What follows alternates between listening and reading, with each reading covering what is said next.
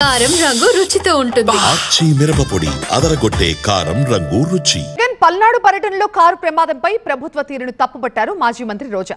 కార్యకర్తల ప్రాణాలంటే జగన్ కి లెక్క లేదు అంటూ కౌంటర్ ఇచ్చారు మంత్రి లోకేష్.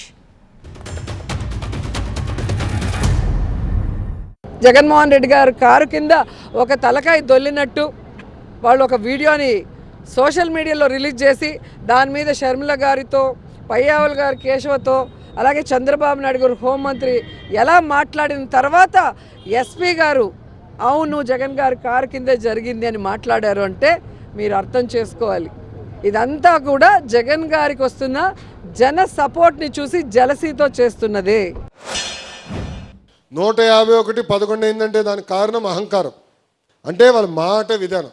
ఇప్పుడు కూడా అధికారంలో ఉన్నట్టు కాళ్ళు ఎగరేసుకుంటున్నారు. చేయనండి.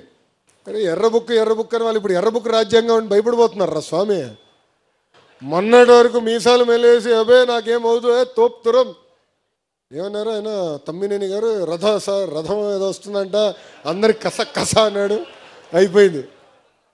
కార్యకర్తల పైన ఎక్కిపోయాడు ఆయన. అందరూ వైకాపాలను ఒకటే అడగాలి. అధికారంలో కలవలేకపోయారు, అది డిఫరెంట్ స్టోరీ. ప్రతిపక్షంలో ఉన్నాడు, ప్రతిపక్ష హోదా కూడా లేదు. పులివెందుల ఎమ్మెల్యేనే, ఫుల్ టైం ఉంది.